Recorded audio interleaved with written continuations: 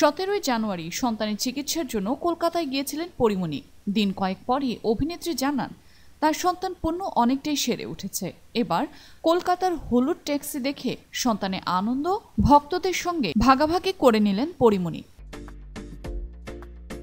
ফেসবুকে হলুদ ট্যাক্সির সামনে সন্তান সহ কয়েকটি ছবি পোস্ট করেন পরিমণি।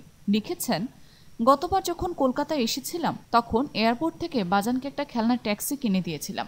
যদিও তখন গাড়ি নিয়ে খেলতে পারার বয়স ছিল না, সেই খেলনাটা আমি তুলে রেখেছিলাম।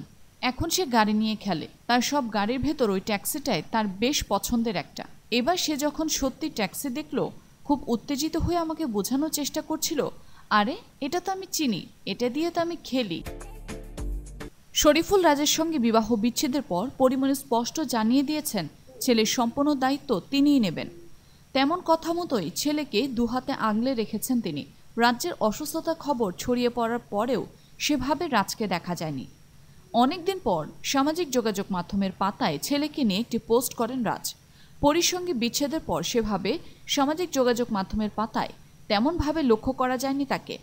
ছেলের অসুস্থতা খবর পাওয়ার পর নিজের ফেসবুকে রাজ লেখেন শাহিম মোহাম্মদ রাজ্য, সে সঙ্গে ভালোবাসার একটি স্টিকার।